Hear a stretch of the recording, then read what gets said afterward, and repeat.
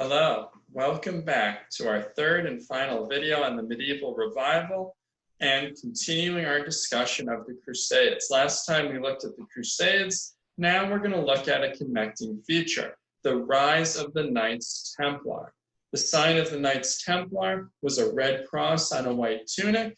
I am standing here inside one of the famous military knightly castles of the Crusades, the Crac des Chevaliers, the Castle of Knights. Castle of Knights was a good name for it because it was staffed by military monks, the Knights Templar. Now, we have a little background to get to before we get there. So let's think back to feudal society, to the time of the Viking invasions, when the Vikings are tearing society apart, this time period from the year 900 to 1050, when the Carolingians fall apart, and in desperation for a way to protect themselves, you have the rise of lords and vassals. Now, this is a Germanic warrior culture still, so it's a Germanic warrior culture based on personal ties between individuals, a tie between the lord and his vassals. The vassals would take the oaths of homage and fealty to their lord would pledge to protect the vassals. This sounds nice, but like I said, this is an extremely vicious, violent society. It's a lot like gang warfare. Everybody's got their turf. Everybody's trying to take over the person next to you. They're still fighting mostly for loot and gold and honor and glory. All of the things that, if you're a good Christian, you're not really supposed to be doing. What's more, this makes life really rough on the church and on the peasants, both of whom are not fighters, right? They're those who work and those who pray. They can't defend themselves, so they are often caught in the middle of all this violence. And over this 200-year period, and actually longer, the church is trying to figure out how to get control of this noble violence. You can't just tell German warriors to stop fighting. They like fighting. This is their way of life. So how do you get some control over this noble violence? Is there anything you can do? So I'm going to talk now about some of the things they try to do, about how the Crusades fit into this, and about the rise of the Knights Templar after the Crusades. First thing the church tries to do, I actually mentioned to you before. The church says, oh, you like fighting. I know. In Christianity, there's a great way you can fight.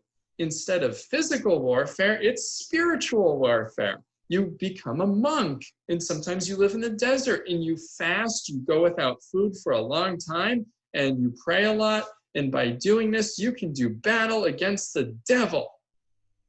Isn't that great, guys? Fighting the devil by praying.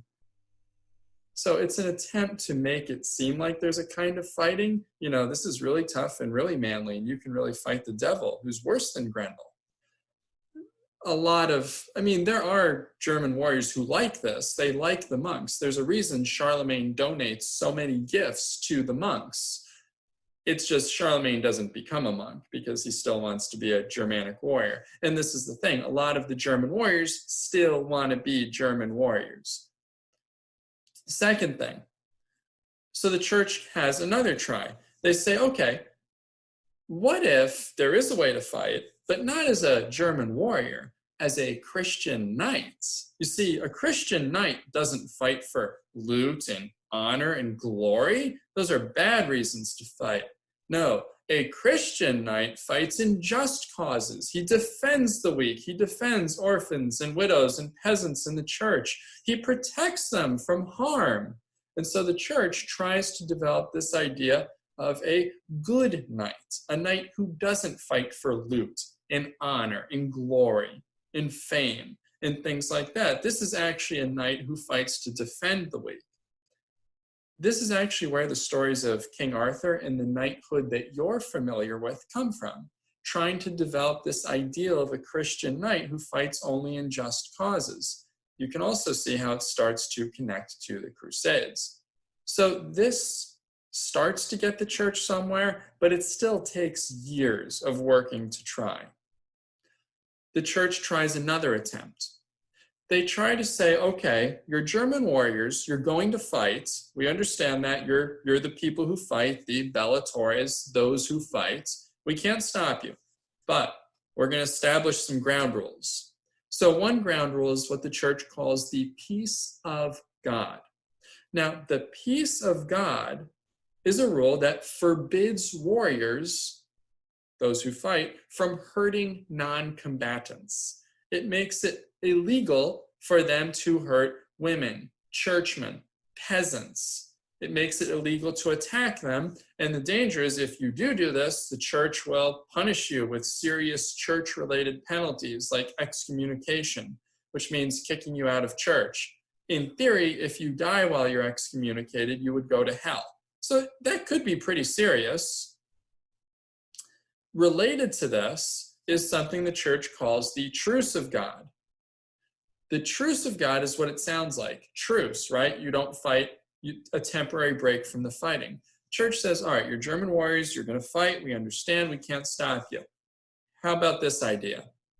Some days of the week you shouldn't fight, right? That's just common sense. I mean, Sunday. Take Sunday.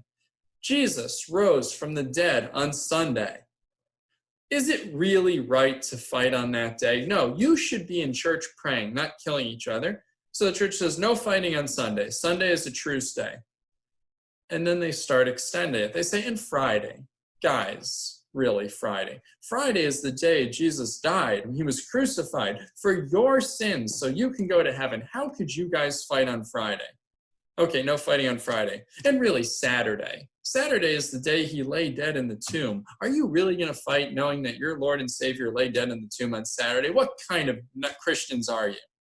And then they ban Thursday. No fighting on Thursday either. There's no fighting in Advent, the time before Christmas. There's no fighting in Lent, the time before Easter. There's no fighting on certain saints' days. And by the time the church is done with all this, there are only about 80 days out of 360 a year when nobles can't actually legally fight on. So it's a really interesting attempt to try to stop the nobles from being violent with each other. Now, this is also a way of seeing the Crusades. Think back to the Council of Clermont, when Pope Urban II called these warrior nobles to go on crusade. He praises them for being great fighters, but he also kind of scolds them. You guys should be ashamed of yourselves. You're fighting like I would expect non-Christians to fight. You're fighting for loot and honor and glory, and you're being violent, and you're hurting peasants and churches and non-combatants. This is all very wrong. You are in danger of going to hell for this. And then he uses the key line. He says, let those of you who were robbers now become knights. It's this idea of developing a code of conduct for these warrior nobles so that they will get under control, that they won't fight for loot and glory. They'll try to become knights. And this is what the idea of a knight even comes from. It's this idea of the church trying to create a warrior ideal, a way of solving the problem. Is there a place in a Christian society for the soldier, for the warrior? I mean, that's a real puzzle, because it's great to ask Germans to give up fighting, but you know they're not going to do it. So can you come up with a code of conduct to make fighting okay? So this idea of defending widows and orphans, of fighting for Christ. The Pope describes the knights. He says, think about it. You fight for your lords? Well, you are all vassals of Jesus Christ, who is your Lord, and you should go fight for him. It's a fascinating example of that conversion technique we talked about, accommodation. Trying to make it seem like, you know what, Christianity is not actually that much different from German culture. You serve your earthly Lord, you should also serve your heavenly Lord and fight for him. And fighting for him means not hurting churchmen and non-combatants. This also leads, after the end of the Crusades, after the conquest of Jerusalem, to the development of a new brand of knights, the Knights Templar. Also, the Hospitallers will focus on the Templars.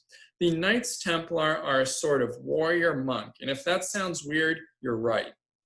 Now, once the Holy Land is conquered, you need to defend it. A lot of the Crusaders who survive, not that there were that many of them who survived, but a lot of the ones who want to survive want to go home. They've had enough. They've suffered. They've done their work. Some of them settle and stay, but some of them want to go home. And so This means you need knights who will defend the Holy Land, the lands they've conquered, and keep them. And so this gives rise to the Knights Templar. The Knights Templar were an order of knights and monks combined. So they're monks, but they're a weird kind of monk. Because as you know, monks are not armed. They're helpless. They hang out in monasteries. These are knights who are monks. So they're armed monks. That's very new. So they are feudal warriors. They are knights, but they're also monks. They take the monastic vows. They vow to be poor, chaste, obedient, just like monks do. They vow not to marry, not to have a lot of wealth. They vow to obey orders. They take one more vow. They vow to defend pilgrims and the Christian holy sites in the Holy Land. And this is what makes them military monks, much like the Jedi Knights. This is actually where the Star Wars gets the idea of the Jedi Knights. The Jedi Knights are basically Templars. They're monks, but they're warriors who fight only in a just cause. They're very experienced, and they actually do a lot to defend the Christian holy sites. But what's most important about the Templars is the ideal they represent.